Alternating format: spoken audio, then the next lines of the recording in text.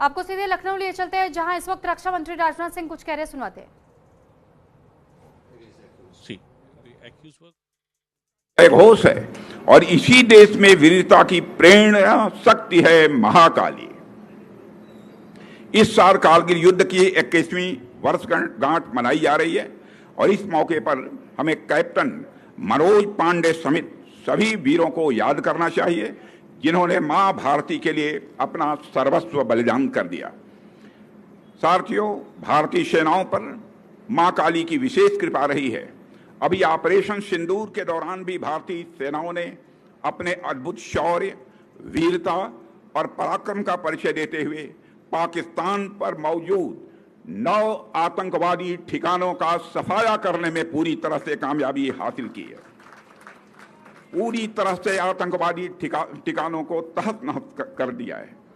इस ऑपरेशन में महिला सैनिकों और पायलटों ने बढ़ चढ़कर भाग लिया था। केवल पुरुष सैनिक ही नहीं, बल्कि महिला सैनिकों ने भी बढ़ चढ़कर भाग लिया था और मां काली के एक स्वरूप से दुश्मनों के उन्होंने छक्के छुड़ा दिए थे। साथियों, भारत एक ऐसा देश है जो सदियों तक विश्व के लिए आर्थिक समृद्धि और भौतिक विकास का एक उदाहरण रहा है। हमने प्रगति के प्रतिमान गढ़े हैं और समृद्धि के सोपान भी तय किए हैं। भारत ने कभी भौतिक उन्नति को भौगोलिक विस्तार और शोषण का माध्यम नहीं बनने दिया। यह भारत की एक सबसे बड़ी विशेषता है। भौतिक प्रगति के लिए भी हमने आध्यात्मिक और मानवीय प्रतीकों की रचना की है और उसका दिव्य स्वरूप ही है भारत की समृद्ध संस्कृति में हमें स्पष्ट रूप से दिखाई देता है।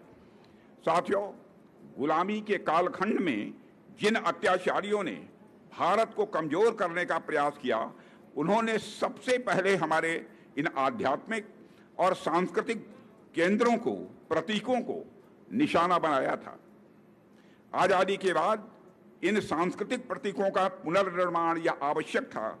अगर हम अपनी सांस्कृतिक पहचान को सम्मान देते तो देश के भीतर एकजुटता और आत्मसम्मान का भाव यह स्वाभाविक रूप से मजबूत होता, लेकिन दुर्भाग्य से ऐसा हुआ नहीं।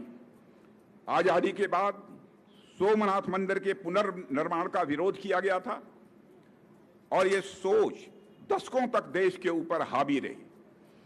इसका नतीजा यह हुआ कि देश हीन भावना के गर्त में चला गया।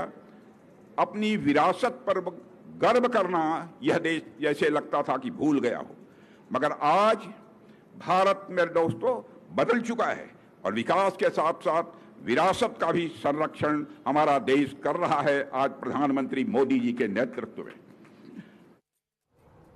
और इसी के साथ फिलहाल इस बुलेटिन में इतना ही। नमस्कार।